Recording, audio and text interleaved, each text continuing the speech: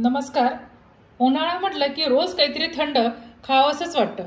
Ice cream करून झाले, dessert करून झाले, लस्सी करून झाली, मँगो ज्यूस झाला, तरी पोरांना रोज काहीतरी असं वाटतं की नवीन काहीतरी पाहिजे। तर आज मी नवीन असं ट्राय केलंय।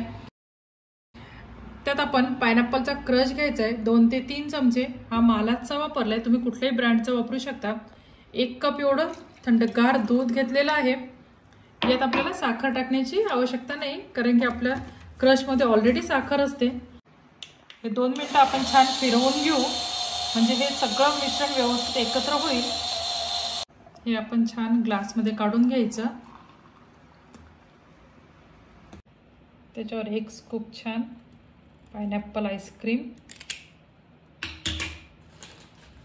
थोडीशी चेरी,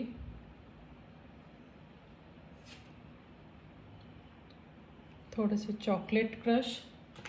चॉकलेट मी क्रश करून टाकले आणि थोडासा चॉकलेट सॉस।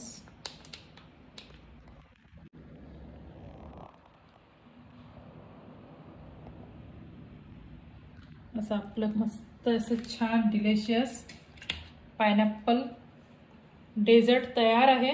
हे तुम्ही नक्की एकदा ट्राय करून पहा आणि आपल्या मेघाज मराठी रेसिपीला जास्तीत जास्त लाईक करा, शेअर करा, सबस्क्राइब करा। थँक्यू।